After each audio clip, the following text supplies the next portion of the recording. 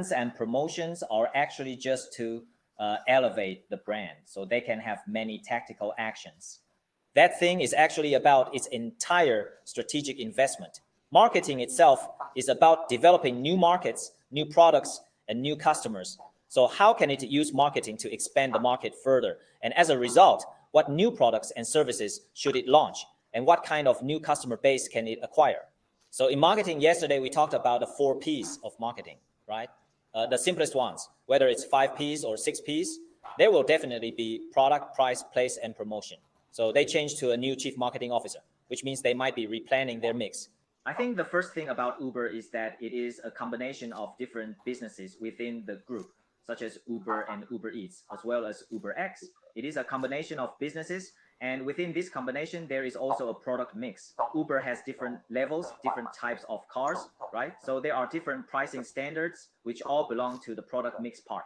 Its pricing, like initially, the dynamic pricing model means that when your demand increases, it will dynamically adjust its rates. So at this time, dynamic rate adjustments will have a bilateral effect, because when your demand increases during rush hour, the commuting times, many people want to call a car but can't get one. When you can't get a car, your waiting time will be long, and a long waiting time will make your user experience bad, lowering it significantly. So to avoid reducing the consumer's user experience, it has to exclude some people who are waiting. Who does it exclude? It raises the price. After the price increases, naturally, those who don't want to pay the extra charge will opt out. Once they opt out, it becomes easier to match with available cars. At the same time, after the price increase, if someone was originally resting at home, eating or smoking, and they see that the rate has increased by 30%, they might be willing to leave their living room where they were watching TV and start driving. So it simultaneously filters out some of the lower price demand on the demand side, and at the same time, it increases the willingness of people on the supply side to come out and drive. This is pricing. So marketing, it's not promotion. So what you see, like changing advertisements, changing discount codes through email and such, are relatively lower level promotional actions. They are just a part of the entire marketing activity, not the whole. So why did they change the chief marketing officer? Changing the chief marketing officer must mean that the previous one might not have done well in marketing. And by changing, they want to promote new markets, new customers, and new products. Next is IPO. The IPO is basically the operation of the capital market. The operation of the capital market looks at the past and the future. The past refers to its revenue and profits over the past few years. As far as I know, Uber hadn't made a profit before the IPO. Even up to now, has it still not made a profit? But so most of it is looking at its future. So people say it's not the price earnings ratio, but the price dream ratio. So if it hasn't made a profit in the past, there won't be a price earnings ratio. Regardless of whether the price earnings ratio is 30 times or 50 times, because it hasn't made a profit, there's no earnings per share to operate on. So everyone is looking at the future, imagining whether it might become a monopoly, whether it might enjoy monopoly profits, whether in the future it could be one of the few providing autonomous vehicle transportation services. They might be looking at this aspect. IPO and its change of chief marketing officer, my intuition is that it doesn't have such a direct relationship with the IPO, because the operation of the capital market generally looks at the past and future of the entire operational side. Of course, one aspect of operations is marketing. If it's about building a brand, I think it's not directly about thinking how to attract attention or how to differentiate with others through logos or names.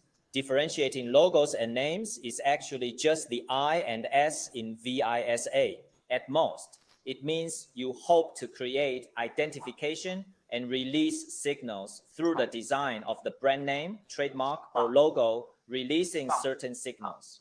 But whether it can ultimately achieve this emotional attachment from consumers or the entire user community actually depends on your business model and the setting of your entire value system. I think the discussion of the brand must return to the business model itself. In our imagination, Wang Pin has certain emotional attachments, which are then projected onto its other products, new restaurant product lines. But now Wang Pin has become now opened many different brands, also claiming to be brands. but actually it doesn't have the effect of a group, doesn't have the effect of a group brand, meaning when we talk about whether the group's brand can act like a big umbrella to help provide shade, meaning many small brands under the group all can be because of the entire big brand called Wangpin. Oh, I am the Wangpin group. So within these 20 or 30 small brands, everyone has the same emotional attachment to it. The establishment of a brand is truly not easy. Achieving final affiliation is an ultimate goal, but you need to have identification and appropriately release signals. It still relies on your foundation, which is your value system. This value system is your business model, and it's difficult to build, but the destruction of a brand can happen overnight. All right, so you have to do everything right for your brand to possibly be established. But once it's established, because it's a brand, because it's an imprint, this imprint means that if you make a mistake or there's a customer complaint or dispute, it can be destroyed relatively quickly. Because its imprint is such that a bad impression can also be imprinted continuously.